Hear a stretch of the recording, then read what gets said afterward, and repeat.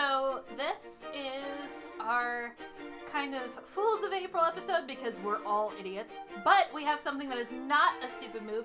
Our one and only lovely Casey Aarons is engaged! Yes, I am engaged. Yay! I asked my girlfriend to marry me at a concert a couple weeks ago, and she said yes, so we're getting married sometime next year. Woo! Marriage! I'm super excited. If you couldn't tell. Welcome to This Is Lit, a podcast where we drink and talk about our favorite books. I'm Elizabeth. And I'm Casey. So raise a glass and let's get started. All right, Liz, what are you drinking today? I am drinking whiskey and Diet Coke because, Yes. Oh, indeed. Today. What are you drinking, Casey? Oh, right. I'm drinking apple brandy. Avalon. Avalon apple brandy. Fancy schmancy. With Sprite. Yep, a little Sprite to cut it. Because this episode is about us. And we're idiots. So the thing is, in addition to being... We didn't want to do a real April Fool's joke because those are fucking stupid. Yes. And also this episode's coming out on the 15th, not the 1st, so it wouldn't be very good for that. Oh, there's a whiskey. But we did want to do something that was a little different and a little fun to get into the spring spirit here because it is spring and we're starting to feel it. It's been 70 degrees for the last 2 days. The sun is out. Woo! So we've been swamped at the winery. I've had to call the ambulance twice in 2 days because people drank too much. So today we are reading each other's work. Yes. Liz sent me the first 5 chapters of an original novel that she wrote. Which is and terrifying. I sent her the first 7.5 chapters of what is currently a fan fiction, but may eventually get turned into original. It's not posted on any fan fiction websites right now, but is currently a Les Miserables modern AU fan fiction. Okay, so we're starting off on our first tangent. Since this episode is about us. Okay. Liz just did Comic-Con. Planet Comic-Con in Kansas City. Right. And met one of her biggest inspirations for her main character in right. her You original met work. Paige O'Hara. I did meet the glorious Paige O'Hara. In case you Gen Z kiddos don't know who that is, Paige O'Hara was the voice of Belle in Beauty and the Beast, the Disney movie. Yes, and so it was absolutely glorious. I was lucky enough to, I was there with Just Puppets Productions, so I was there as an exhibitor, and I had a fast pass, so I was able to get there early, and I was the first one in line, and I was cosplaying Belle, the original Village Belle, in the little blue dress, of course, which was interesting. So I got there early, and then just kind of sat and waited. And my patience was quickly rewarded. She came out and was sitting there talking to her very dashing husband, I must add. Nice salt and pepper hair.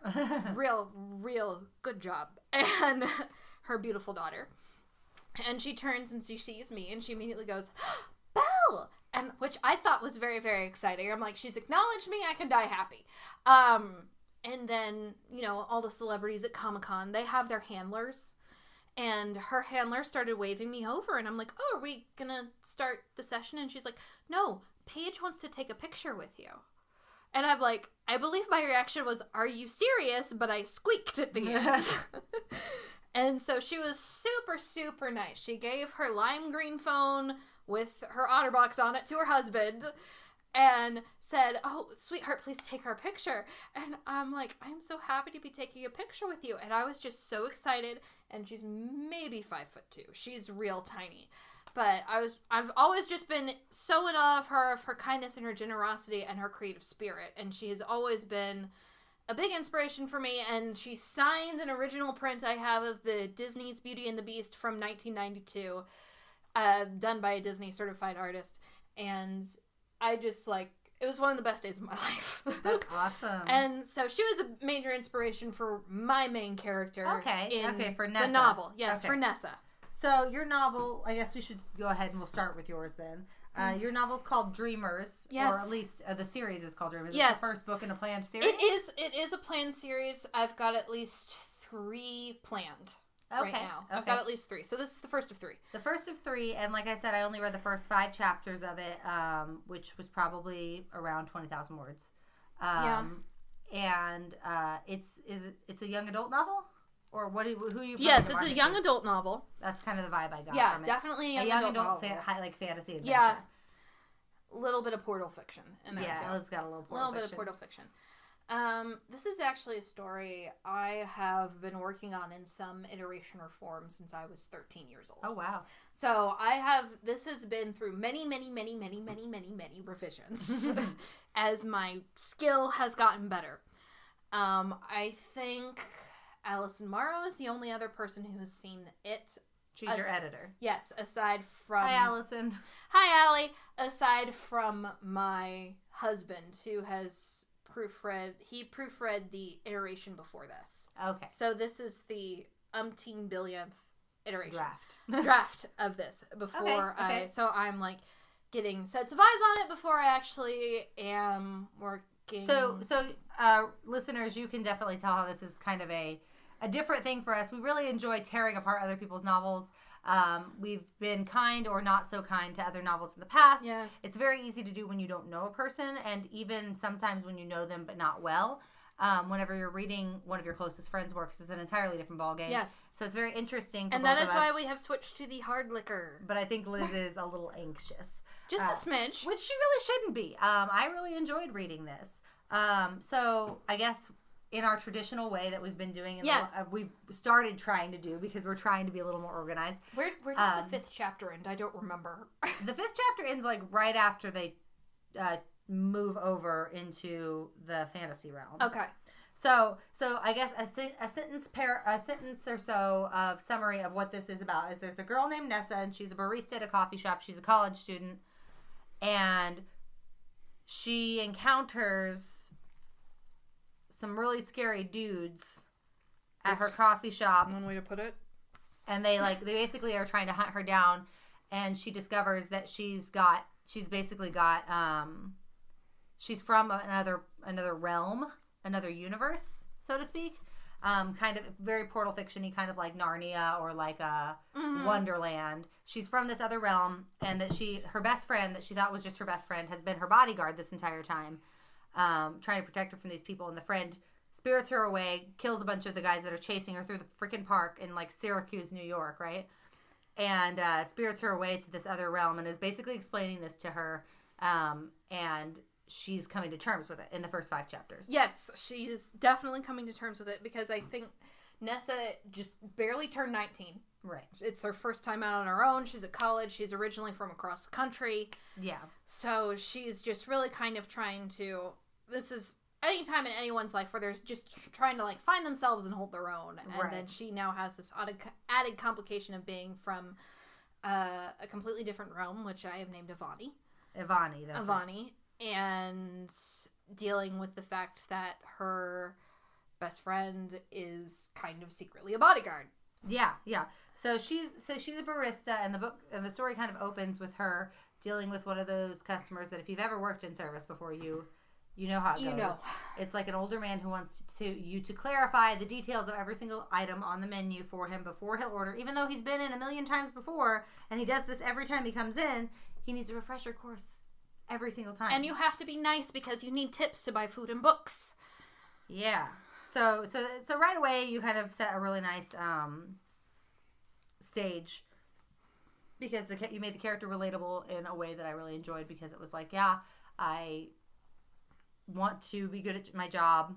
I want to be friendly to people, but also people are so fucking obnoxious sometimes.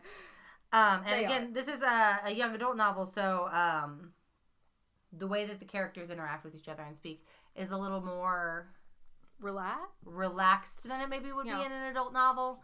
It's not like full of cursing or anything. And like, I guess not every adult curses like a sailor like I do. But that's just how my brain works. I don't know what the fuck is wrong with me. But yeah, so cursing like a sailor is actually a sign of intelligence. It means you have a higher IQ. Well, I'm fucking brilliant, you know? Yes, you are, dude. So I really enjoyed it at that beginning, and then it introduces her coworkers, who are Maria, and Ollie, which are have taken her under their wing. It kind of seems like he owns a coffee shop, and he's a little bit older, and I kind of want, very protective of her, which is nice. Because again, she is from California, but she's going to school in New York, And her parents, which you find out right off the bat, are step-parents. They adopted her. Yes. At a very, very young age. They're, like, professors? Are they? They're teachers. They're teachers. They're teachers in California, and she seems to really care about them, but she doesn't have a lot of contact with them being all the way across the state. Yes. States. And so Ollie and Maria kind of seem to fit into that position in Syracuse for her. It's amazing what doesn't make it, because, you know, with the whole first chapter, my thing was, you know how they say you introduce your villain on the first page. Mm-hmm. I was trying to find a way to introduce our villain sooner. Mm-hmm. And so I had, like, this whole background with her about how she, like, moved across the country 3 months early so that way she could start working to earn some money for school and her dorm and to pay for that, but that all got lost in the later drafts because they didn't need to know that. So they've known each other for like a couple of months by now. Right. So she's been there a couple of months. They've got, you know, their regulars. They've got the old man who asks everything on the menu. Mm-hmm. They've got Melissa Jones, head of the book club, who is the head of the book club. And if you don't know any of these women, avoid them. Avoid them at all costs. It's funny that you should mention these women whenever you live in Johnson County. I know. That's what they are based off, is the stereotypical Johnson County mob. Johnson County housewives. But very quickly, this dude walks in who we don't actually get his name. And because this is a modern young adult novel, you were very liberal with the usage of... With references, yes. With pop culture. And so I think they call him Jon Snow. Yeah. Because he comes Jon Snow's evil twin. He's like burly and tall, and he's like got scraggly hair, and he's got a fucking sword on his back. Like, who walks into a fucking coffee shop with a sword on your back? Like, if you're a mercenaries, if you're listening, be more subtle. Be more subtle. Like, you're gonna be way more likely to capture your like intended target if you fucking don't come into a coffee shop with a goddamn sword on your back. Everybody notices. But he comes in and he's all scruffy and so she goes over to pour him some coffee and he's like, I'm looking for this girl. Her name is Nessa. I want to talk to her about her parents. Like, really confrontational, like, which is a really fucking freaky thing to do.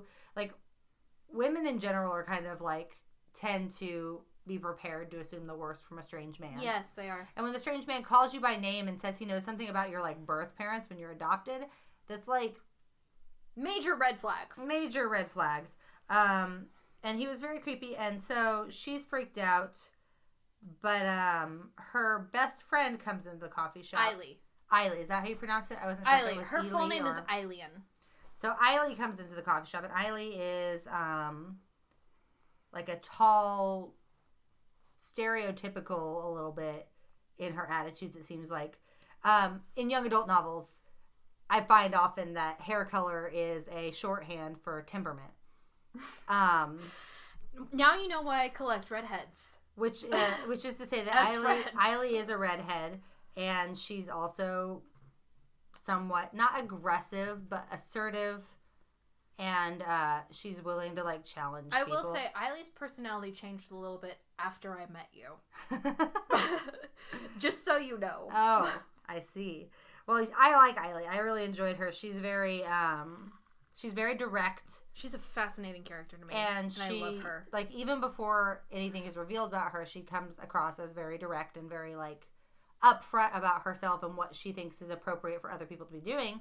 And she happens to be in the coffee shop when this creepy guy comes in here, and she basically is like, nah, fam. Nah, fam. And so he gets his ass kicked out of the coffee shop. Pretty much. Because he freaks her out, and Ollie and Maria are just like, no, get out of here. And Eiley is like, I'll fuck you up, basically. And so he leaves, and Nessa goes home to spend the night at Eiley's house. So she leaves with Eiley, and Eiley takes her back to her house to stay the night, which is like a place that she feels very safe. But it's interesting because whenever Eiley was first introduced, I just assumed that this was a person that Nessa had known for a really long time. Yeah. And then, like, whenever they get to her house, like, it comes out that she's only known Eiley for, like, 3 months. Mm-hmm. But she just kind of trusts her implicitly. There's history there that we have not gotten to yet in the first 5 chapters. Right, sure. And again, I've only read the first 5 chapters. Yeah. But it was just interesting to me because definitely there was definitely an indication in the way that they interacted with each other that they have more than just like 3 months of casual friendship. Yeah, I guess we can say Eiley has known Nessa a lot longer than Nessa has known her. Right, that makes sense. Because, the next day, Nessa goes back to work. Which, frankly... We've all had a creeper at work. We've all had creepers at work, but I've never had a creeper at work who already knew my name. That's really creepy. I would not go back to work the next day. If it was me, I would not fucking do it. Everyone makes mistakes. She goes back to work the next day, and she is minding her business behind the counter, and voila, Jon Snow comes back, and he comes back with like 6 other dudes, including a really big dude who you only described as Bear. The bear. Yeah, the bear. Who's like a really big, scary mercenary dude. And they say that she needs to come with them, and she refuses. And in the process of this whole thing, because there are people in the coffee shop. Yeah, there are people there. There are like people in the coffee shop like having their morning coffees or what the fuck ever. And the bear like straight up murders Ollie. Like throws him through a display case of like bakery goods. Yeah. And kills him. I do get pretty dark pretty quick. And then the same Maria gets stabbed with a sword and they die. Yeah. Which is unfortunate because they were only introduced a chapter ago, but they were interesting characters with like interesting backgrounds and I liked them.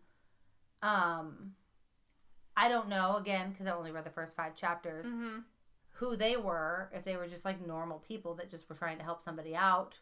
That's pretty much what it was. Because it just they were just innocent bystanders. They just seemed very of a really shit situation. Like, I'm sorry, like I consider myself to be an okay person, but I don't know if I would go toe to toe with 6 guys with swords with a pocket knife.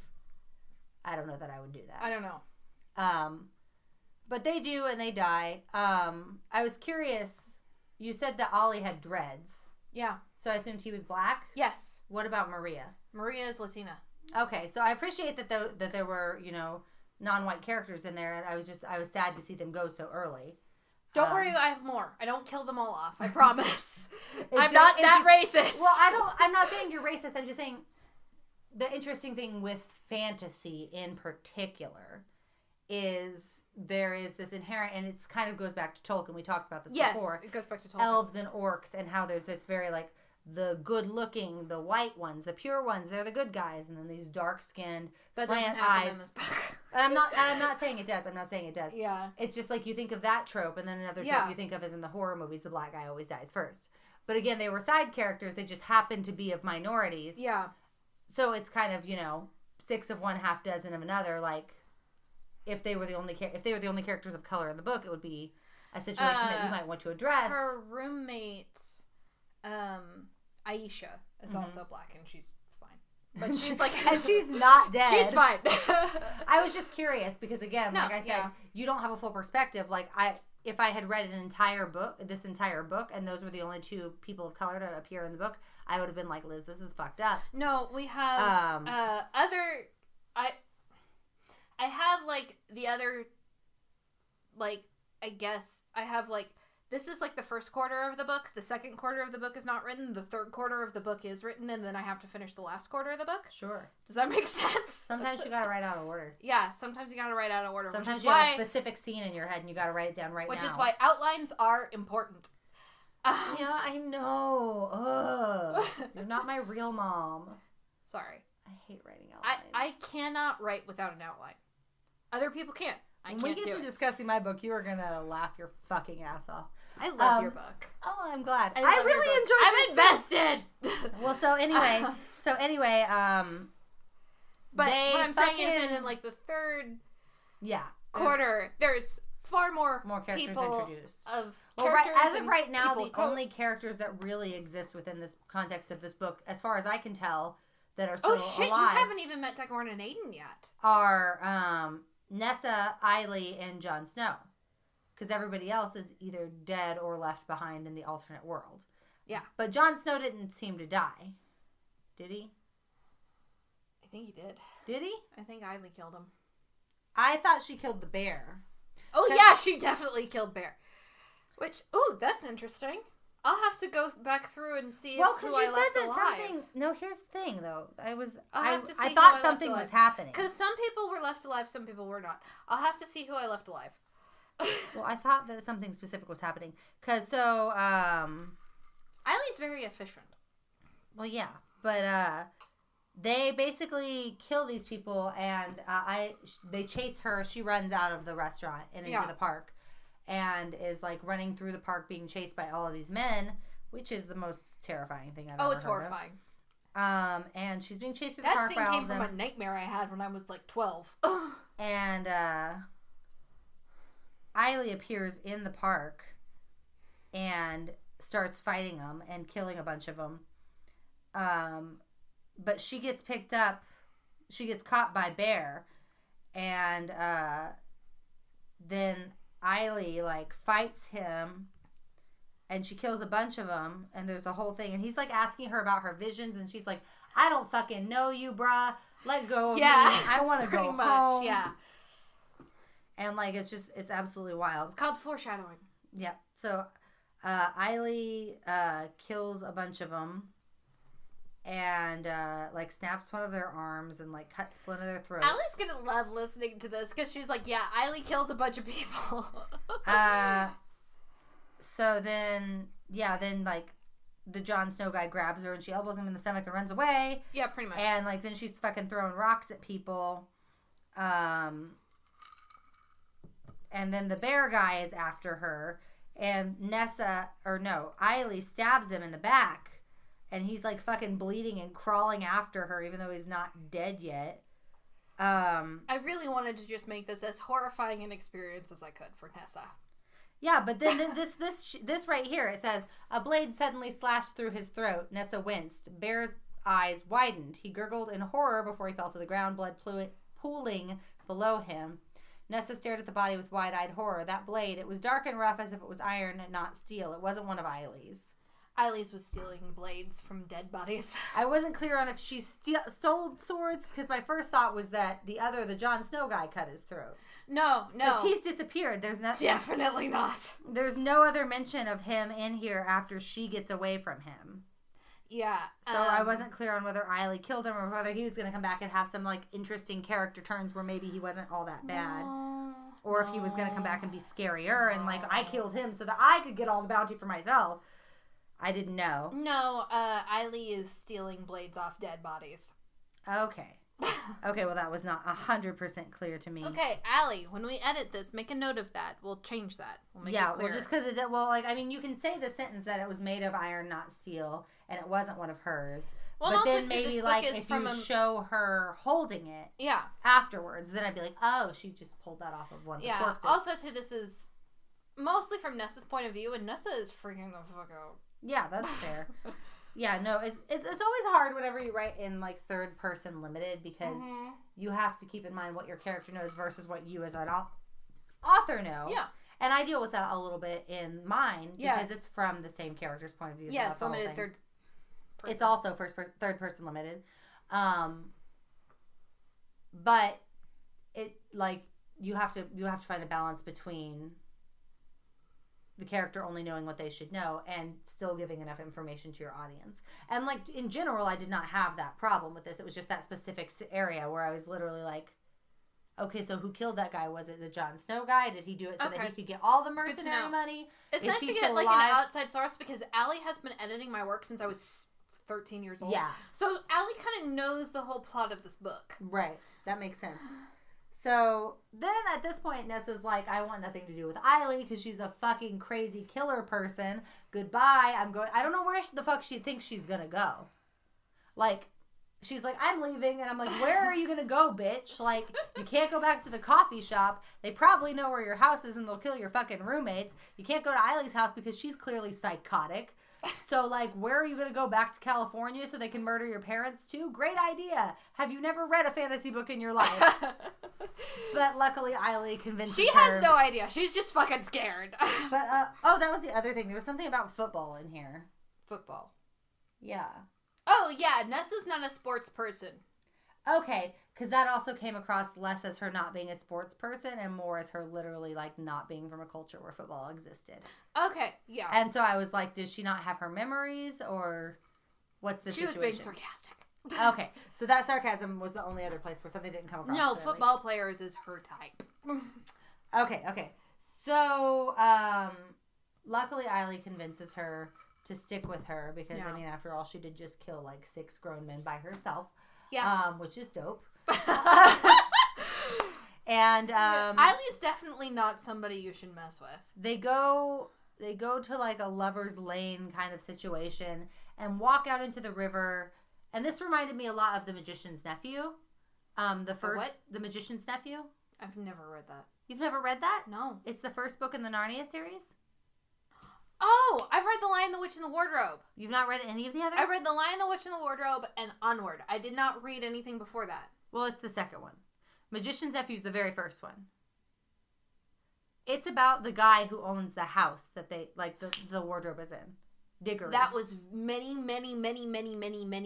anyway, years ago. For a refresher course. Oh my god, I forgot about that. For a refresher course for everybody, in the Lion, the Witch, and the Wardrobe, they travel to Narnia through a wardrobe. No, But in The Magician's Nephew, they go to a space between realms, and in the space between realms, there are a bunch of different pools, and they can walk into the pool, and they'll come out in a different realm. Yeah, no, and I always loved that visual. Was actually based off of, there is a lot of, like, that's actually based off Tolkien. Because Tolkien, with water, if, like, he has any kind of major scenes around water, it indicates a major change. Right. So that is based off Tolkien. That is not based off... Well, Tolkien and Lewis were... Oh my gosh. I didn't even think about that when I was writing. It's more aggressive than the pools. Like, they're literally just stagnant pools of water. Like, almost like puddles. I actually have a novel in progress that's got an entire premise about a world. Okay, this is really off topic. Sure. But that is also based off... There is an episode of the Aladdin TV series... I remember that. From when we were kids, where Jasmine... There's an episode of the Aladdin TV series when we were kids where Jasmine is dragged into this water world by a mermaid, and this mermaid is decided, like, well, I'm going to take your boy. I'm going to take Aladdin from you. I remember that. And so the only way Jasmine would be able to... is through reflections. Keep track of it is through reflections in water. Yeah. And so that's where kind of the idea of, like, water being portals came from for me. Yeah. I mean, that's because I loved that TV series. It's not an uncommon trope to use water as portals. I mean, I have a novel in progress where there's literally a world that is basically a complete reflection of the world that we live in if you go through water in a certain way. Have you heard about, like, the whole doppelganger mythology? Speaking of reflections? Okay. Like a doppelganger is upside down if you look at it in a mirror? No, like... Your mirror self that you see is your doppelganger in a completely different universe. What the fuck? I don't like that. Yeah, no, there's a lot of actual horror movies based off that where it's like your mirror self is your doppelganger self. Like Us by Jordan Peele kind of expands that concept. Don't you spoil it for me. I haven't seen it yet. It expands that concept of doppelgangers. I mean, I've seen like Bloody Mary episodes of television or movies and things. Don't say that around me. I only said it once. Okay. Bloody Mary. No. No. That one episode of Supernatural freaked me the hell out. It's very scary. It's the scariest episode of Supernatural. Easy. It's a real scary episode. But there is this whole idea where it's like your reflection self is another version of yourself. Mm-hmm. And so there is that possibility that you can trade places. Right. Which is why in Greek mythology, if you ever caught your reflection in still water, it meant you were going to die. So there's this whole mythology behind doppelgangers. Anyway, tangent over. Tangent over. I know some of those details. I just didn't know the reaction to water. Anyway. Oh, it's fascinating. The point is, I thought of C.S. Lewis's pools of water that traveled to different dimensions whenever they went into the lake. But they go into the river, and they come out in... Avani. Which is another realm. It's like I'm not gonna show you the map. It's kind of like Middle Earth-esque. Like it turns out that Eiley is an elf. Yes. And she's been under some sort of glamour to make her look more humanoid. And then she explains that there's been a war going on between Redoran. Between Redoran and everybody else. Everybody else, pretty much. They're just like really militaristic, and they just like destroy everything, or they take it for themselves. And because of that her parents, her original biological parents, had sent her away to keep her safe. Her mother is dead, but her father is like a significant general in some kind of army. Yes. Her father is a major member of the Guard, which is kind of like the peacekeeping group. Yeah, of they're the like entire the world. They're like the Astari. Yeah, they're like Astari. Which again, and he is also a major general in the country of Calibrir, which is... that's right. Yes, he is a major general in the country of Calibrir, which is the biggest country of man opposing the country of Redoran. Are the Redorans human, or are they are also human? Yes. So it's two human races. Two human races Eiley causing all the problems. From a different country. Eiley has her own backstory that is quite deep and quite tragic, and that's going to come out in one of the later books. And so you said that Redoran and Calibrir, yes, are countries of men. So are they like, do like people like elves and dwarves not live there? Like, I don't even know if dwarves exist in this series. Calibrir has... We haven't gotten to it yet in the book, the part that you read. Yeah, this is about where I ended off. Yes, Calibrir is a kingdom. It is also a city. It is very much like a city-state, kind of like how Florence was in the Renaissance, where it also conquered other cities Sparta, that were or other... Athens, or... Yes, where it conquered other parts of the country to rule. However, Calibrir did not conquer through arms. They did a lot of peace treaties to protect all these other cities from Redoran. Right, that makes sense. And this is why I asked you about the stone tape theory earlier off tape. Right. Because with Avani, the land has its own magic, and so that land and that magic also has memory, and so if something bad happens on that land, then nothing's going to grow. Right. And Redoran is a militaristic state. So they basically have destroyed their own land and are now trying to take other people's. Yes, because they think that will feed their people, and it doesn't because of the violence to take that land. Yeah. And so Eiley basically info dumps all of this onto Nessa as soon as they travel across the dimensional my editor border. says we need to spread that out, so we're going to find a way to do that. Yeah, because it does come across as kind of an info dump, and that's a lot to put on somebody that's almost been murdered twice in 2 days. Especially after they witnessed 2 other people getting murdered. But it is good information, and it does also make Nessa trust Eiley a little bit more, especially since there's a possibility that she could actually meet her biological father in the future. Which she's very excited about. And that's where it left off for me. Yes. I really enjoyed it overall. Like, I never got bored of reading it. I wanted to keep reading. I wanted to know what was happening. I like the tone. I definitely enjoy the kind of tongue-in-cheek humor of the book. Although, like I said, there were a couple places where the sarcasm was hard to tell if it was sarcasm or if it was a genuine misunderstanding of a situation. Yeah. Overall, I really liked the characters who were introduced. Would like to have seen more of the universe, but that's just by virtue of only reading the first 5 chapters. I've only gotten Syracuse, New York, and like some woods. It's so bad too, because that is an entire country with its own history where they ended up that's now destroyed. Yeah.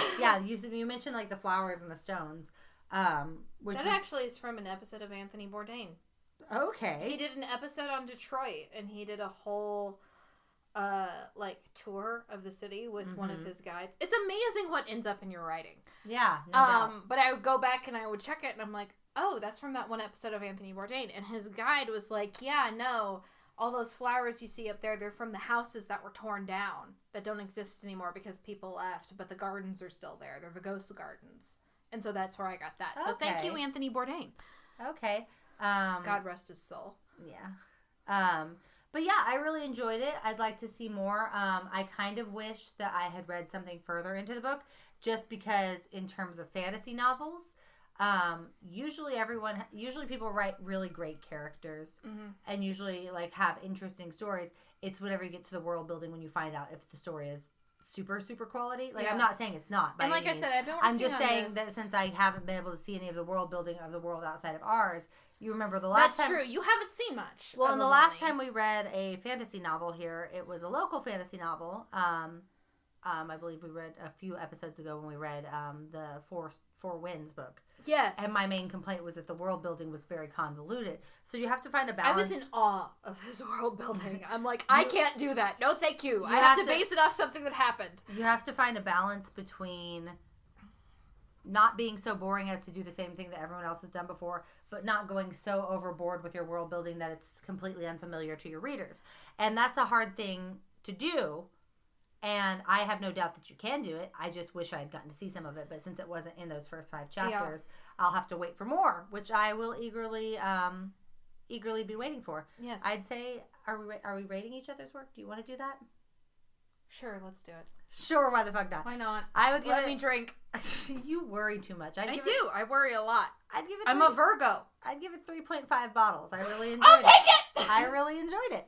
I had a lot of fun with it. I really liked the characters, especially Eiley. Yeah. You haven't seen the world map. I've got a world map curled up in the corner over there you'll have to show of a body. You'll have to show me later. I will. It's color coded. But yeah, so like I said, both of us are fan fiction and original fiction of our own. We both would like to be published novelists at some point, and so keep your eyes out for the Dreamers series in the next few years. Yes, hopefully Liz will get more of it done. My father-in-law, thankfully, is a published author, and so when I finished my book and it's gone through all my editors, which congratulations, you're now one.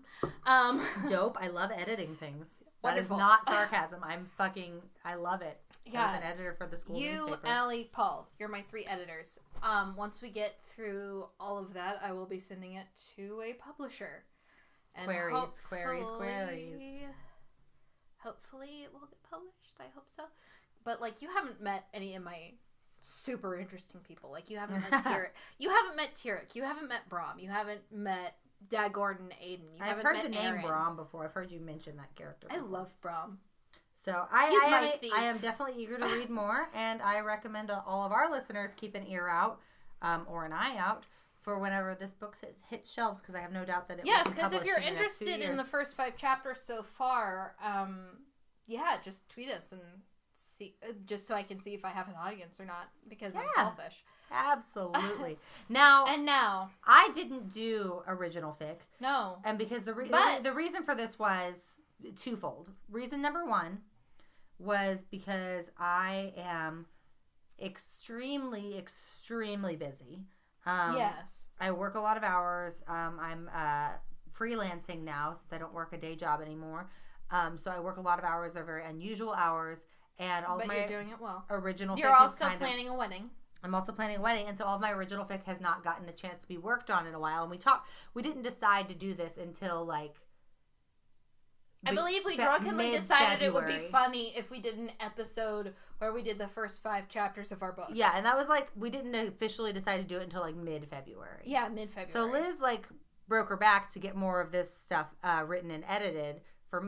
just there's no way.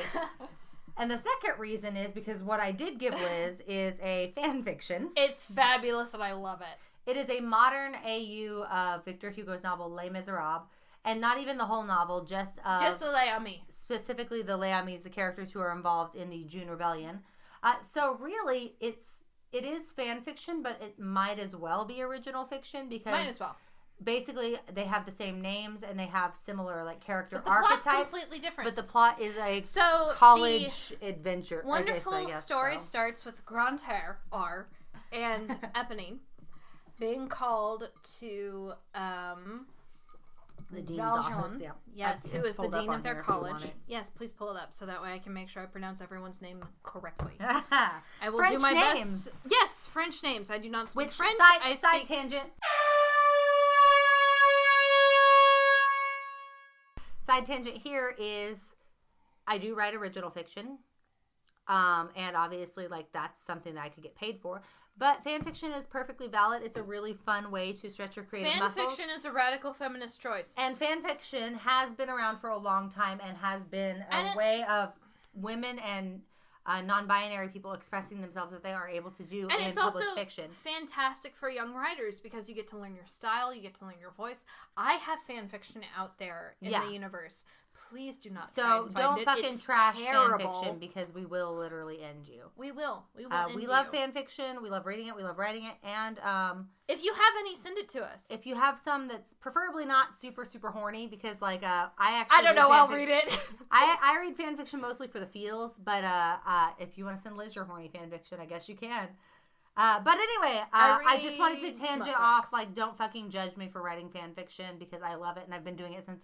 God, I guess I should give you some background because you gave me background. Okay, to be clear, Dante's Inferno is fan fiction of the Bible. The thing is, fan fiction. I've actually read about this recently. Fan fiction is a very recent concept. It really is because up until the Canterbury Tales, when Chaucer actually went to court with somebody because they were writing a shittier version of his stuff, up until that point, there was no concept of ownership over a story. No, there was no copyright.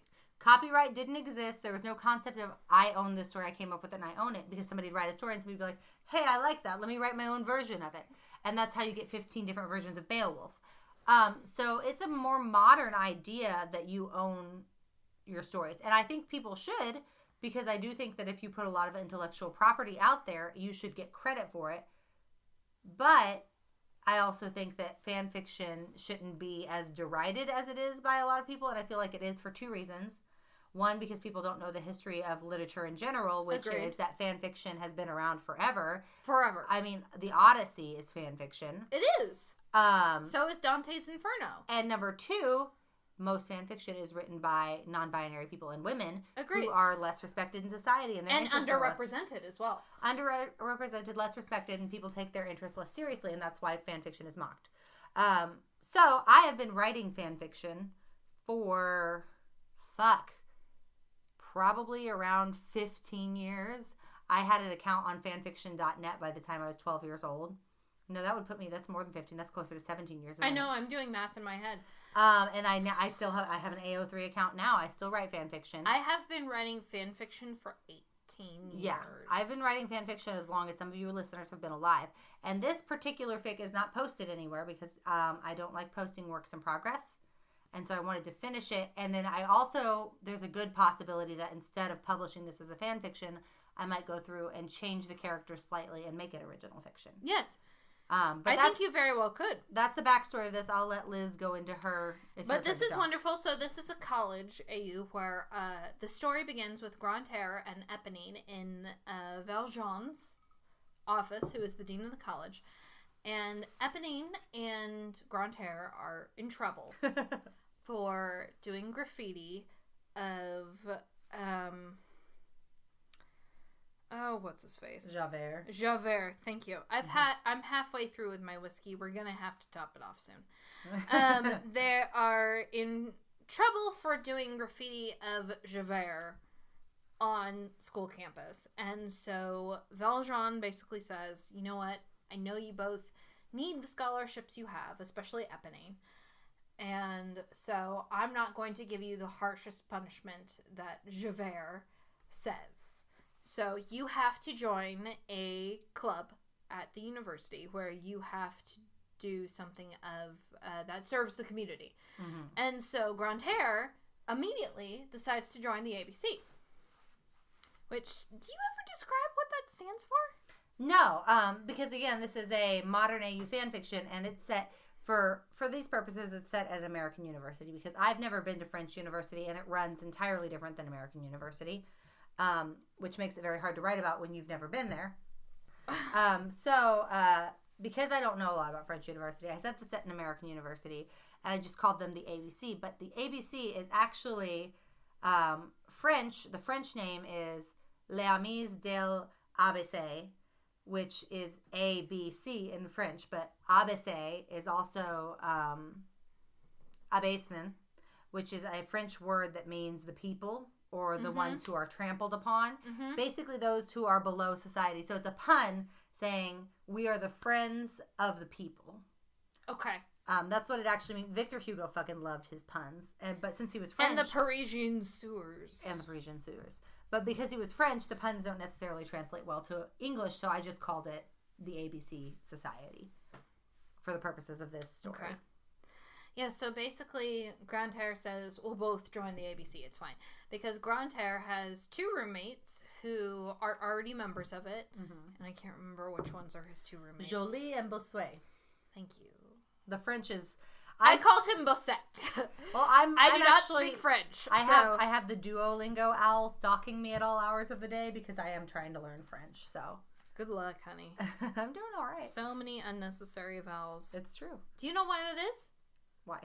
It's because that the French publishers paid by the letter instead of the word. This is like Charles Dickens all over again. Yes, it is. Amazing. So that's where all the unnecessary vowels came from. So this so we described Liz's novel as basically a fantasy adventure. This is basically a college rom-com. It is a queer college rom-com. I wouldn't even call it a rom-com because nothing is funny about this. It's basically a romance novel, a queer romance novel. Yes. I guess it would probably fit closer into comedy than drama. It's somewhere in between. I'm not really sure.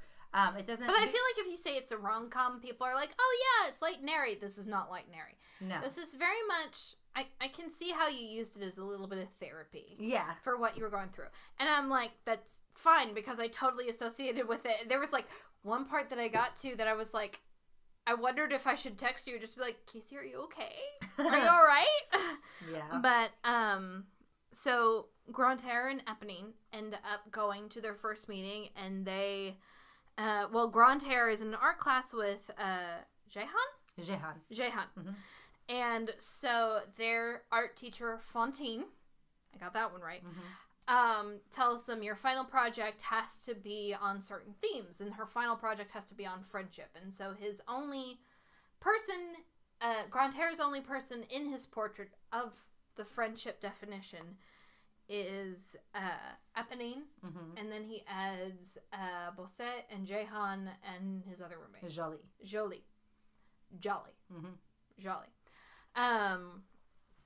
And so this is basically, as soon as I saw that, I'm like, I cannot wait until Enjolras gets in this fucking thing. Honestly, the painting has been like one of the most interesting parts of it because I can't draw. I'm not a very talented artist in the very traditional sense of drawing or painting or anything like that. But I have this very particular picture in my head of a drawing of like all these people, and it's like this is a character that doesn't have a lot of self-worth. Yes. Grantaire, in the original novel and in this book, he's fighting a lot of inner demons. He's very cynical. In this, it's a modern AU, so in this you can say that he has depression. Yes. They didn't know that. That seems to be a symptom in the original novel, but no one knew what that was. Yes, definitely. He's also an alcoholic. He probably has depression because he's in love with Enjolras. He's also an alcoholic, and so he has a lot of inner demons, doesn't have a very high opinion of himself, and has a hard time judging when people actually like or care about him. We're having another side tangent. When our group of friends get together, Casey collects quotes from all of us and assigns them all to the Layamise. I do. I am consistently Grantaire. So I have quite a bit of love for this character. Even though I am not a raging alcoholic. He's a good boy. Well, but all your quotes are about alcohol. All my quotes are about alcohol. It's okay. I always get Enjolras because I have a lot of righteous fury. Really? Did you know? I don't know. But yeah, so while this is kind of a rom-com in some ways, in a lot of ways... A lot of it is about social justice and acceptance as well. Well, but a lot of it is about Grantaire's journey to get more self-esteem. Yes. And the painting is it's kind of Dorian Gray-esque, right? The painting is the representation of him learning to realize that people do care and love about him. And so I have this, if anyone out there does fan art for fan fiction and is interested, I would love to have commission somebody to do this painting because it is really an important part of the story. And Kelly, darling, you are a loyal Twitter follower of us. We're giving you a shout out. If you know somebody who can do that artwork, please do it. Kelly herself might be able to do it. She's pretty talented. Kelly, darling, we would love for you to do that. But anyway, I'll let you continue. I'm sorry. Yes, and so we move on to the first meeting of the ABC, where Eponine and Grantaire meet all the other members. What's that one? Baharel? Baharel is the wonderful large boy with the shaved head. Did you kind of see him as kind of like Samoan? He's Samoan. See Samoan? Yeah. Yeah, because I know you said that there's like you see them as kind of different types. Well, the thing is about because we've driven. I can't remember where we were driving back from, but I remember it was pouring rain, and I remember listening to the Les Mis soundtrack. I remember saying something about the singer who was playing Algeros could do something to Ramin me. Caramalou. Yes, he could. I would bang him like a screen door in a hurricane. And you were discussing the other gender and ethnicities of how you saw the other lands. Yeah, because the thing is, in the original novel, and this is so funny, it's the Les Miserables fandom, so to speak, is over 200 years old. Yes. It's still very, very active. And Definitely. I think this is because a lot of the themes of the novel resonate with people still today, about social justice, about love, about family and companionship. But a lot of the fan fiction, if you look at the fan fiction, it is modern AUs of Les Amis. And that's because that's who a lot of millennials are now, is they are people who have a huge group of found family that are trying to make the world better. And in the original novel, they're all fairly wealthy students. They're all white. They're all French citizens. In the original novel, they're all pretty much the same. They're all a bunch of wealthy white students, and they're all male. What I think a lot of people do when they write modern Les Amis, and what I seek to do, is be realistic in how they would be portrayed now. Because the thing is, if they're a social justice group that's striving for the betterment of society, they're not going to be a bunch of rich white boys. There might be a couple rich white boys, but there are sure as shit going to be non-binary people. Like Jehan is non-binary in this story. There are going to be people of color, which Comfer, Kuferac, Baharel, Bossuet, and Jolie are all non-binary in this story. Maybe a couple other, Eponine. And they're going to be, disabled. Jolie's disabled. Because I really want... How is Jolie disabled? Jolie has anxiety and also has a bad leg. Jolie walks with a cane. Okay. I don't remember reading that, but maybe he walks with a cane. But yeah, so like my goal when I wrote this was to make them the way that I would imagine a group like that would be today, because the fact of the matter is that we live in such a diverse society. We do. And there's not enough representation of that. And so this is a very, very easy way to have more of that, I guess. Yes. So I always heard a wonderful phrase where it's like, you want to represent everyone in your stories, but you don't want to tell their story. Me being straight cis white woman, I don't want to tell your story. Right. So you writing your own stuff is great for you to be able to tell your own story from your own words. And I don't want to steal that from you. That's the genius of fan fiction, is so much fan fiction is queer, is non-binary, is it's a way for people to tell their own story. It's people who are not, because they're still to this day, publishers are like, well, is it really important that your main character is Asian?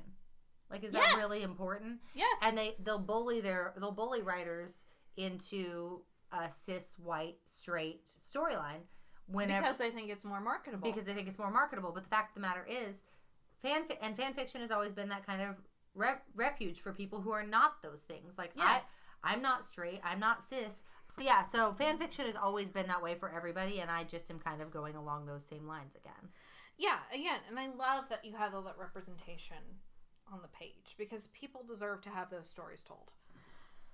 And so at this first meeting of the ABC, Grantaire meets Apollo, aka Algeros, who, it's really interesting the kind of back and forth you have between Grantaire and Algeros, because I see you in both. Is that bad? No, I feel a lot of both. I aspire to be Algeros in my life, but sometimes my cynicism gets the better of me. I think we should all aspire to be Algeros. I do too. And I mean, Algeros definitely has his flaws. I have flaws. this terrible fear of being shot, however. Algeros definitely has his flaws, but there's a lot to be admired about the character. And there is a lot that I feel like I do relate to him. I do have a lot of anger over the way things are done and a determination to change them. But sometimes my cynicism and my low self-esteem get the better of me, and that's where the I feel like Grantaire if you are parts not come in. angry about the way things are going right now in our country, you're not paying attention. Yeah, for sure. But basically, the rest of this book is Grantaire kind of finding his footing, so to speak. Like, the next chapter is about Eponine and being like, why did you pick a fight with the leader? Because we have to check in with him every meeting, or else Valjean will report us to Javert. Yeah. No wonder I got them mixed up. Valjean and Javert. I should know better, because one of them is Russell Crowe and one of them is Hugh Jackman. True. But the rest of it is just kind of Grantaire finding his footing and making friends and ordering pizza. And then we get to the chapter where they talk about dyeing their hair pink in solidarity with Planned Parenthood, which I know this is inspired by your fiance. Yes, your my darling fiance used to work at Planned Parenthood, and I went with her only one time to be a counter-protester. I was not very good at it because they tell you straight up, if you're going to counter-protest, you cannot interact with or respond at all to the protesters. That would not end well for me. Now, some people are very good at being calm in the face of that, but whenever a big burly man named fucking Zebediah or whatever gets up in my face Malachi and tells me that I want to murder children, I'm very Enjolras-like. I don't have the patience for it. You know, Planned Parenthood is not just one thing. You cannot boil them down to just one thing. So dyeing your hair pink in support of Planned Parenthood is something I would fully support as well. When I found out I was going to lose all of my hair, I had a pink stripe. I had a little pink peekaboo stripe that I had in my hair. And I kept it for 2 weeks until all my hair fell out. It was really fun. But it starts off as Eponine and Cosette, who Eponine clearly has a thing for Cosette and Marius, which, go girl, get it. Get them both. They're both cute. Do it. This story also has something that you wouldn't see in your normal young adult novel, which is examples of polyamory. Yeah. I'm not polyamorous, but I have friends who are, and I think it's important that they're represented as well. Yeah, and if you can do a healthy relationship with that, go for it. Yeah, if everyone's happy and everyone's consenting, there's nothing wrong with it. But they bring a bunch of pink hair dye to a Leamis meeting, and Grantaire starts dyeing everybody's hair pink to wait to see how long it will take Enjolras to notice, because he is so focused on social justice. He's very focused. He's very, very focused. And he finally notices, and I think it was Combeferre who makes fun of him, that it's like, no one's allowed to touch your golden curls. Yeah. No one's, you're vain in one thing, and it's your hair. The only time you're vain is because of your hair, which is a little bit personal. It's a little bit personal. My hair is... Guys, my hair is great. I have your hair is fantastic. Not only is it a great color, it's thick, it's ginger. It grows like a weed. I only wash it once a week. I've never conditioned it in my life. It does whatever I want it to. I hate you. It is I'm not generally a vain person, but my hair is my one vanity, so that was a little bit of a personal nod there. Yes, and Enjolras, in spite, tells Grantaire, dye my bangs. Pink. Dye my bangs pink. Bright pink. Mm-hmm. And Grantaire is like, are you sure? And Combeferre is like, are you dyeing your hair out of spite? I remember texting you and being like, dye your hair pink out of spite, Casey? Who does that sound like? It's a mystery. But it happens when you write. You end up finding little pieces of yourself in every character you write. Because I can see you both in Enjolras and in Grantaire. So, Grantaire has a moment where he touches Enjolras, and he basically holds his breath the entire time because he has a major crush on him, and it's not subtle. Not even. And the only person who is oblivious to this is Enjolras, which sounds like Enjolras. Yeah, which so the document I saved also had comments from the Peanut Gallery saved to That's actually my ex-girlfriend Jenna is the only other person who's read this. Hi, Jenna. I would love to meet you soon. I think I'm gonna. She is the only other person who's read this, and she's the one who left all those comments on there, and she Jenna, you are a delight. really enjoyed the I hair would dyeing love scene also. to meet you. Because, oh boy, that was exciting. Because I loved all the comments from the Peanut Gallery. I believe she called it the most erotic hair dyeing scene she's ever read. It was. It was the most erotic hair dyeing scene I've ever read. Oh, I'm so glad. Hashtag Okay. that was the goal. Oh, we don't have any twist tops, do we? We don't. No, we're drinking too much hard Hashtag liquor it's an today. inherited crystal decanter. My family is amazing. fancy as fuck. It's true. My husband got crystal whiskey decanters for Christmas. I don't know how we ended up friends because I am literal trailer trash. I also like all the reference to the Queen. Yeah. I feel like that's a little good omens. Well, at that actually, point. part of that, like, it's a little good omens because I do love good omens. But part of that is the way that I ended up not getting in a fist fight the one time I did go out as a Planned Parenthood counter protester. Yes. Was they kept yelling in my face, and so finally I pulled out my phone and I queued up a playlist that was all just Queen and Bowie, and started playing it. And I was standing with this boy. I also love all the Bowie references. I was standing with this boy named Remy at the time, who was much smaller than me and was Asian. And so they were picking on him even worse than me. Oh, honey, no. And he was like a kid. He was like a college student, like he was 19 or so. Bless him. And so I turned to him and He's very, so brave. very loudly was like, "Hey, Remy, did you know that Queen was super gay?" And he was like, "Oh boy, I sure did, Casey." And so then we're singing along to Queen and Bowie, and just like every time they'd get in our faces, we'd just be like, "Choo choo choo choo, change it." And like Your technically, face is strange. and so like technically, I wasn't interacting with them. I was just singing, and they happened to be in front of me. So it was I was finding a loophole. I love you, Casey. Remember how I said Ilya's personality changed after I met you? Yeah. Okay. So, yes, there are references to Queen. There are a lot of other things, but like I had to like calm down after that erotic hair dyeing scene. And then we have Halloween. Halloween. Because My favorite holiday. Halloween is the best. I love Halloween. Halloween is fantastic. It's my favorite. And so, Eponine and Gavroche and how do you say Azelma. Eponine is in charge of Azelma and Gavroche. They're her two younger siblings. Because Azelma is 16. Mm-hmm. Eponine's like, what, 19? Yeah. And Gavroche is 11. Mm-hmm. And he wants to go out trick-or-treating, but Eponine will not allow him to go out trick-or-treating in the city because her father is planning something wicked.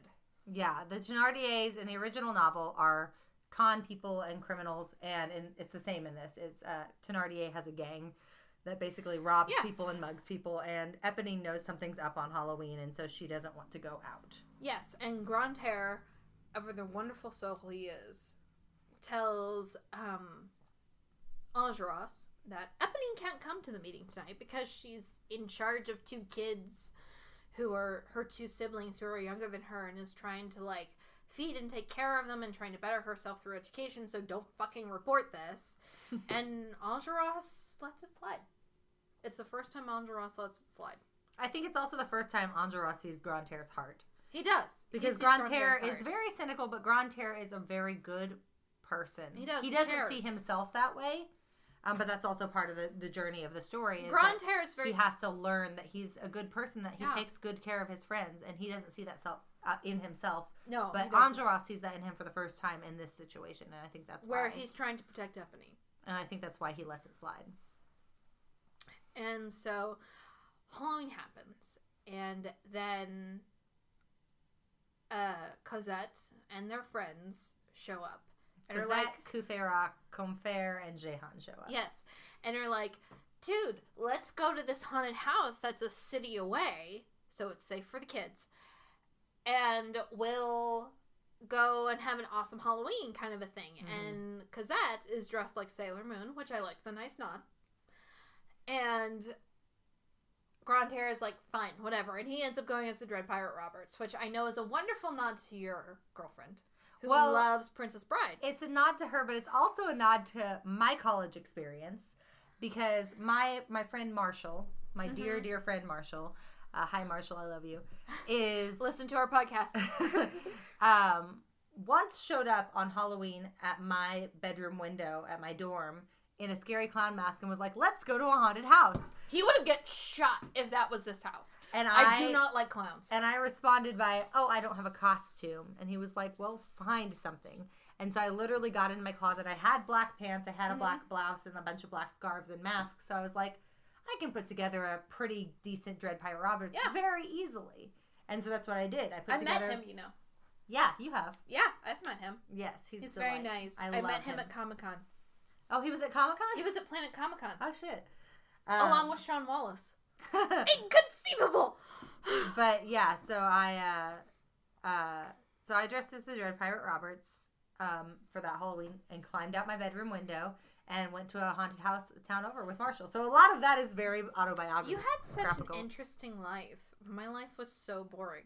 My life was very similar to Nessa's life, where it's like my mom's a teacher, and my dad's a teacher. Like my mom would be like, oh, you're sad? Let's go to Borders when we had one at Lee Summit before they all closed. She's like, you're sad? Let's go to Borders. We'll buy you some books. And there was literally one summer where my mom could tell where I was in a book based on where I was in the house. If I was in my room or if I was in the living room or whatever. My mom was like, I didn't have to worry about you because you would move around the house. You'd follow the sun around the house just reading. I didn't have to worry about you. It was great. I was an avid reader as a kid, but I was also a little bit of a troublemaker. I was not a troublemaker. I think that's because I'm a Virgo. I got into a couple of shenanigans here and there. What was your best Halloween? My best Halloween. Because I am not allowed to go to haunted houses anymore because I punch when I'm scared. And I've, like, when I was at K-State, KSU, go Cats, I was a member of a sorority, and every year we had Beta Boo, which, Beta, the fraternity, would do a haunted house. I was not allowed to go after the first time I went with my sorority little Lauren Carver, and she also went with my quote unquote sister's little, McKittrick's little, and hi Liz, other Liz, Liz D. Hi Liz D. And then she took Liz D's little and me, and like the first year I went, I was not allowed to go back because somebody jumped out and scared me, and I went, ha! And like punched him in the face because I have an older brother. Right. Who taught me how to fight. And so then I'm like, I shouldn't go. I shouldn't go to any more of these. It doesn't work very well. And then Lauren Carver, who was my little, took my friend's little to Beta Boo. And someone jumped out and scared her, and she took she was holding hands with my friend's little, who was really, really scared. And so somebody jumped out at her, and so she punched a guy in the face with her friend's hand. And so from then on, Alpha Chi was not allowed to go to Beta Boo. I love haunted houses. I'm an adrenaline junkie. So I like going through them. I also grew up in Southern Baptist, so we did a lot of hell houses at Halloween. So are you the person to go to the Jefferson City Penitentiary and, like, stay the night? Yes. Allie, I found you someone to go with. I'm in. Get my details from Liz. We still need to go axe throwing. But, yes. But, probably one of my favorite Halloween memories is that, again, I grew up Southern Baptist, so there were a lot of things I didn't get to do. There were a lot of things that were not kosher. We went to trunk or treats. We went trick-or-treating. My dad was not so much. I'm sorry, I should not roll my eyes at that. We did hell houses, which are like haunted houses, but they're more like morals of like, you're going to go to hell and this is what hell is like and it's horrible. So you should ask Jesus into your life and then you won't go to hell. So it was like a haunted house, but with a moral. It was bad. But this particular Halloween, Karina and our friend Jody were like, hey, we're going to do a Halloween party at Jody's house. Get in costume and we'll come pick you up. And I was like, okay, sure. And I told my dad I'm staying the night at Jody's house. And he was like, cool. Go for it. Have fun. We were not having a Halloween party at Jody's house. What were you doing? We went to the Shrine Mosque to see a live production of Rocky Horror Show. I love Rocky Horror. I do too, but at that point I was a Rocky Horror virgin, and I had never seen it before. So I am here in a fucking floor-length witch's robe, scraggly hair, and a pointed witch's hat, because they told me to dress up, and everybody else was in like fucking straps and leather and corsets and boots, and all looking sexy, and I was just like 16 years old over here like, what? that Halloween was very fun. But yeah, I enjoyed going to see Rocky Horror when I was 16 years old for the first time. Yes, that was very fun. Yes, anyway, we have a big, wonderful Halloween, and Grantar is starting to realize he has friends and realize that they love him. And then he goes to a Leia Mees meeting, and they talk about producing posters for a food drive for the homeless for Thanksgiving. And they're like, well, we're going to have to do this really quick. And Grantaire offers to do the flyers. Right. Which surprises Angelos a little bit. He's a little surprised, but he does give him the responsibility. And then, to the part that breaks my heart. Because I don't know if this is in the first 5 chapters, but I read the whole damn thing. Yeah, she read all 8. Well, there's 7.5 chapters. I actually have stopped about halfway through chapter 8. I haven't finished it yet because... So you and I are kind of around the same That part stage. is really hard to write, and so... I don't blame you for that part being really hard It's hard to write, so I'm going a lot slower about it, but... So, then Grantaire gets a phone call from his mother about his grandparents coming to Thanksgiving, and he's like, this isn't new, my grandparents always come to Thanksgiving, and she's like, well, don't mention that whole thing about you being bisexual. Which is bullshit. And he's like, I don't remember mentioning my sexuality around my grandparents before, openly, but I'm not gonna hide who I am. And he has a huge fight with his mother, which ends with his mother saying, then maybe you shouldn't come to Thanksgiving. Which is just shit. And it's terrible. And it's awful. And as soon as I read that, I was like really debating texting you, being like, are you okay, Casey? Do you need a hug? Do you need to come to our Thanksgiving? You can come to our Thanksgiving. I have relatives and family members who are okay with who I am, and I have some who are not, and probably never will be. And that's one of those things of writing, like you said earlier. Yeah. You get surprised sometimes about the part what gets in your writing and what doesn't. I don't do outlines very well. I know you said earlier you do outlines. I'm not very good at outlines. Oh, I do outlines, but I'm a Virgo. So I try to do a very basic outline, and one thing I knew in the outline. Because when Enjolras asked Grantaire to do the flyers, yes, this is one of the rare times in this story that it is a direct parallel to the original story. In the original novel, Enjolras needs someone to go talk to the working men down at a specific pub and get them to join the cause. And he wants to send Fouilly, but Fouilly can't go because he's busy elsewhere. And so he ends up sending Grantaire to go and be like, talk to them, get them to join our cause. We'll have more people on the barricade. We'll have a better chance. And Grantaire goes down there and instead ends up getting drunk and playing dominoes with the men. And Enjolras finds him there and is incredibly disappointed in him. And it's basically shows how he's betrayed Enjolras' trust the one time Enjolras asked him to do something. In this story, I wanted to have a different kind of light on it. Yes. Because I think even in the original story... He got drunk and started playing dominoes because he's a depressed alcoholic that you sent to a bar. Yeah. But, like, there was no... What do you think is going to happen? There's no context for that in 1832. In this story, there can be context. In this story, it's like he... So I knew he was going to have a depressive episode that was going to keep him from getting those flyers done. And you wrote the depression excellently. Well, thank you. You do such a good job. Because, especially since this is from, like, third-person perspective and it... You know, it's third person limited view. You do a really good job of him being like, I don't want to eat. The only thing I feel like doing is sleeping. I don't even want to leave. I can't go to class. I'm just so depressed. And if you're a person with depression, you feel that. Yeah. You do a really good job of conveying that. Well, and I'm thank just you. Like, that's why I was like, Casey, are you okay?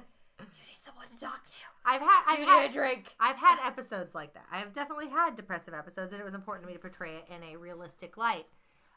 Because sometimes sometimes you have it and you're just like at work and like nobody knows and you're just like going about your business.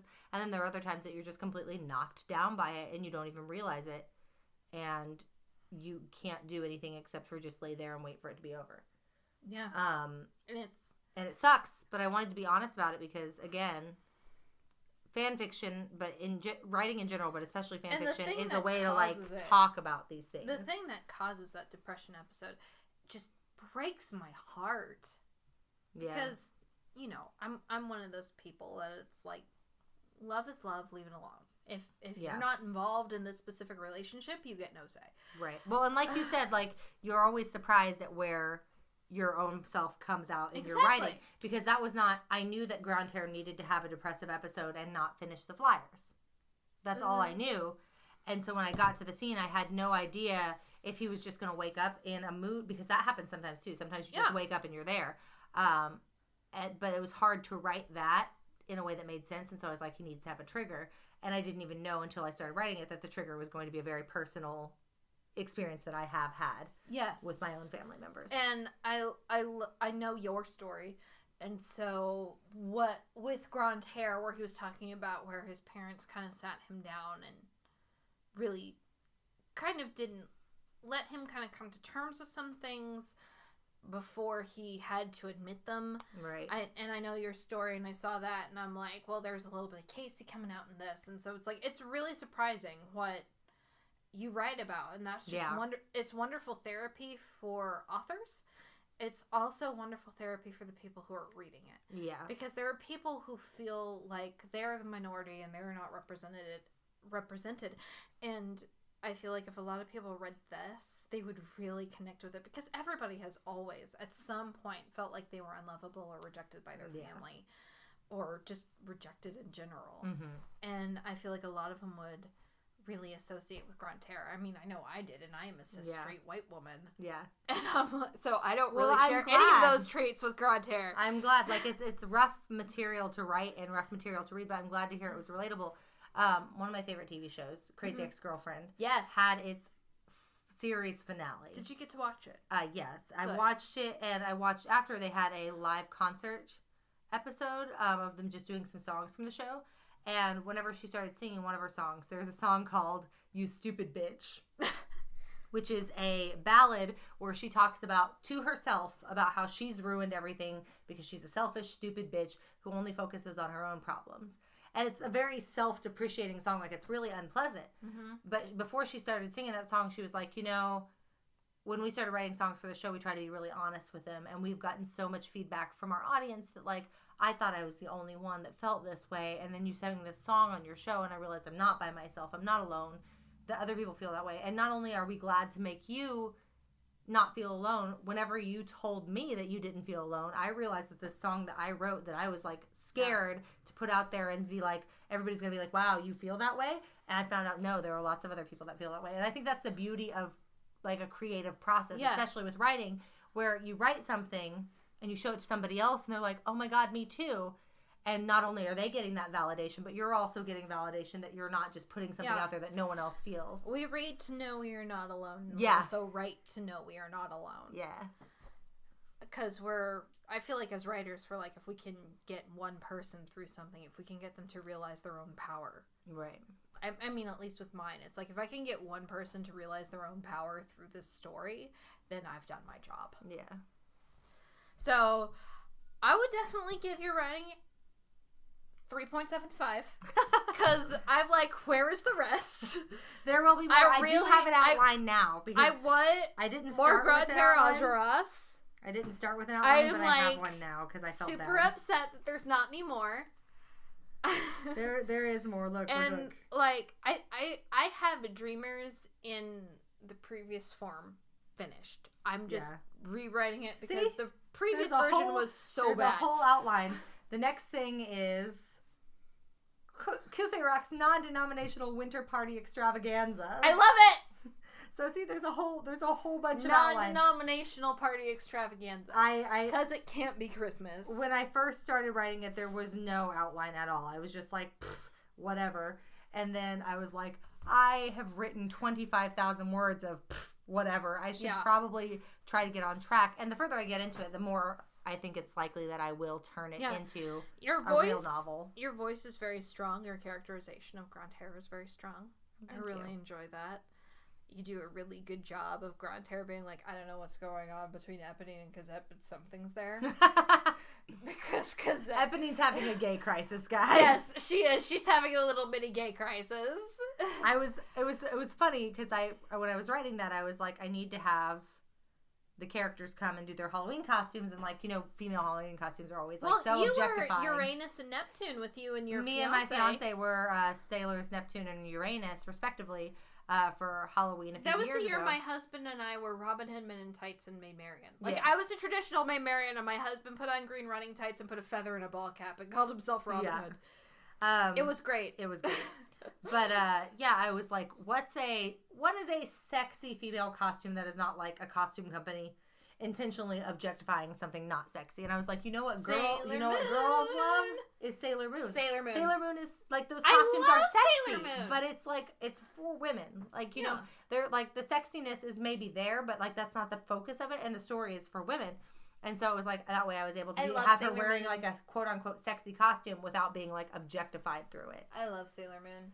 I do too. So much. I do too. And so does my fiance. So that was a shout out to a lot of different people with that one. And Jenna did help me come up with the other costumes. Kufe Rockin', Jack Sparrow. So sweet. And Combe as well, I thought you said the Jack Sparrow, and I knew you and Karina were also major Pirates of the Caribbean I was actually fans. Jack Sparrow. I actually dressed as Jack Sparrow for the 3rd Pirates of the Caribbean movie Midnight Showing. You've got the cheekbones for it. I had, like, the black eyeliner, and I had this tricorn. And yeah, so this is our April Fool's episode. Here's us being because we're fools. idiots for letting each other read our work. We're idiots who are out here sharing our work on the internet. Wait until you get this fucking Leamis fan fiction as a novel a few years from now. I can't wait. And you're like, wait a second. Or wait till Dreamers comes out. Any publisher will probably make me change the name. But well, I think a lot of times the publishers pick your titles for you. Yeah. My title, by the way, I don't think we said before, was Fleur de Hyacinth. Fleur de Hyacinth. And the reason for that is... And I know you're very into the Victorian language of flowers. Yes. Especially since we were talking about your wedding. Yes. I get to plan her wedding. I'm so excited.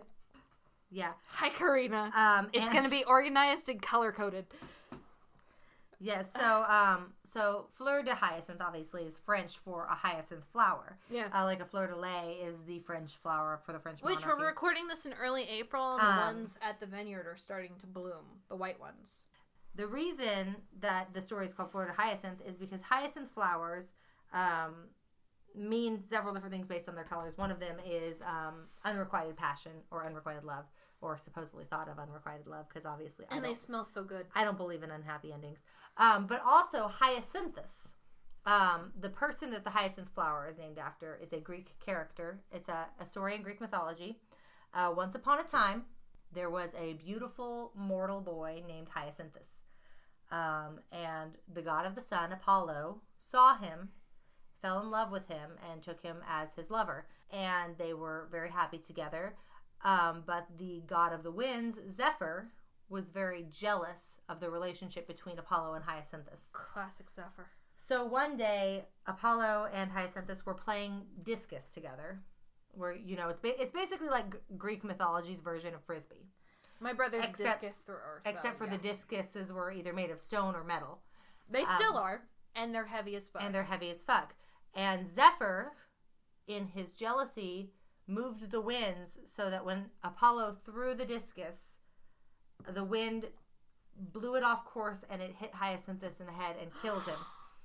Zephyr, you bitch! So as Hyacinthus was dying in Apollo's arms, Apollo blessed him and turned him into the hyacinth flower, so that even though he could not continue to be alive as a mortal human, he would be immortal in the form of a new flower. There's actually a very, very beautiful painting by, I think, Jean-Baptiste that's called The Death of Hyacinthus, which I think I mentioned in here very subtly. Yes, you do. You wouldn't even notice I was mentioning it because Kufe Rock mentions that Jehan showed them a painting of a boy with a discus. And Grantaire, who is very well versed in Greek mythology, knows what the painting is. That's why he nicknames Angeros Apollo. Mm-hmm. So the message there is like Hyacinthus' life was basically destroyed because of his love for Apollo, and the idea here is that Grantaire has to take control of his own life instead of just letting things happen to him, which is why I came up with that title. I love it. A little elaborate, a little heavy-handed for fan fiction, but that's how I roll. Yeah. So.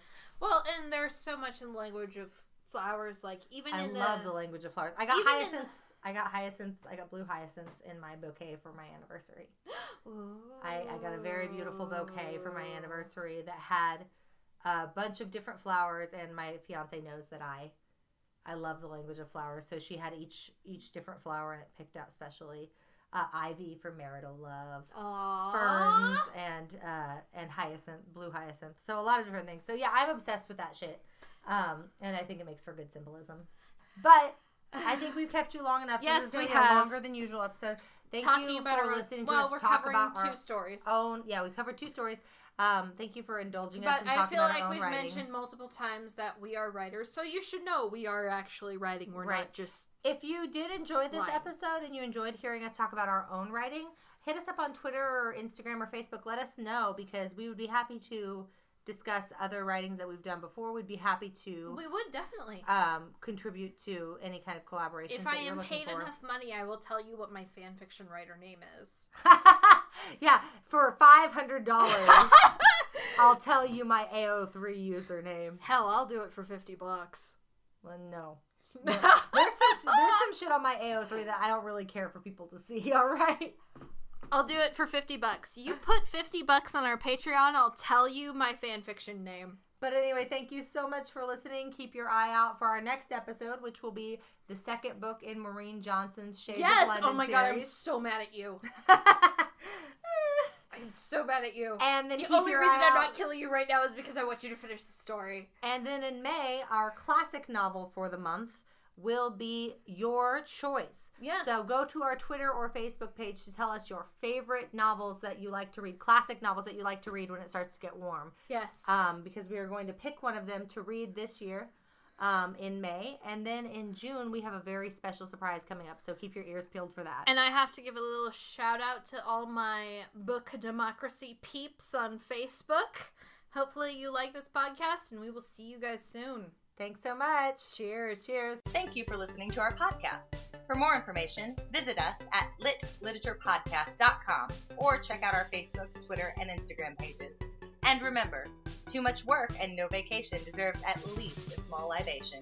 Cheers!